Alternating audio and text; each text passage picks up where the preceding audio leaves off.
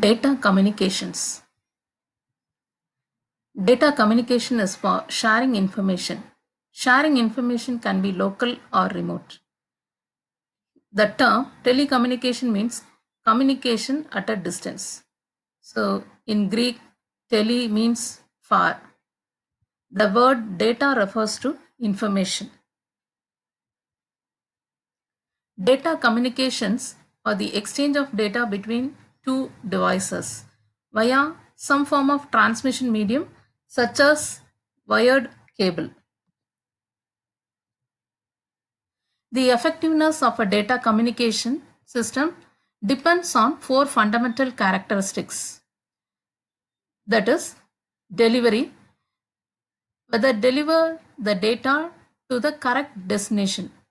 This data communication system has to deliver the data to the correct destination. That means correct device or the correct intended user. So first characteristics is delivery, and second is accuracy. Deliver the data accurately. That is how the original message was. Same way the receiver has to receive the message. So deliver the data accurately. It should not be unusable or uncorrected or altered. It should be in the accurate form. Third one, timeliness. Deliver the data in a timely manner. If the data is delivered in late, it is unused. So time is a matter here. And next characteristics is jitter, the variation in the packet arrival time. So the uneven delay of audio video means it will create the jitter effect. So this effect has to be reduced for a effective communication system.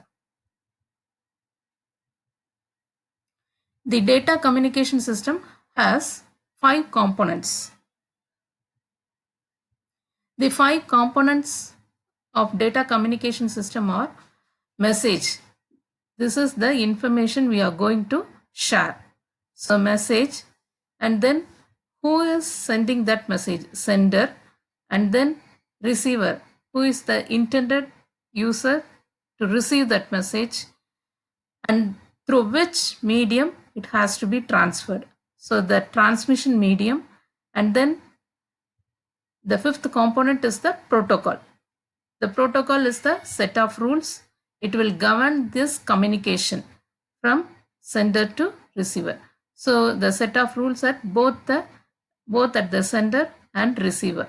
So without this protocol, this communication is not possible. So these 5 components: message, sender, receiver, medium, protocol are the 5 components. So the same thing, the message is the information or data we are communicating. The forms of information may be of text, number, picture, audio, video, etc. And sender is the device that sends the data message. It can be a computer, workstation, any handset, video camera, etc. Receiver is the device that receives the message. It can be a computer, workstation, or handset, etc. The transmission medium is the physical path by which a message travels from sender to receiver. It includes twisted pair cable, coaxial cable, fiber optic cable, radio waves. And the protocol. Protocol is a set of rules that govern data communications. So it represents an agreement between the communicating devices. Without a protocol, the two devices may be connected but not communicated. Data representation. Today, information comes in different forms such as text, numbers, images, audio, and video.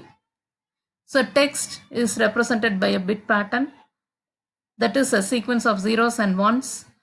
Each set is called a code. And Nowadays, the Unicode representation is used and it is of 32 bits. And it is also, Unicode is also called as Basic Latin. And numbers are also represented by bit patterns.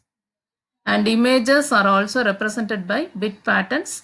It is composed of picture elements, pixels. And then audio is a continuous signal. So it is generated by the continuous electric signal. And video, it is also a continuous entity. Next, the flow of data. The communication between two devices can be of simplex, half duplex, or full duplex.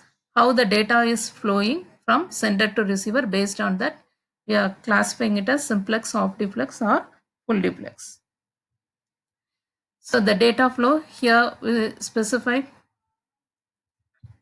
pictorially, it is represented as in the simplex mode. In the simplex mode, the data is transferred in unidirection.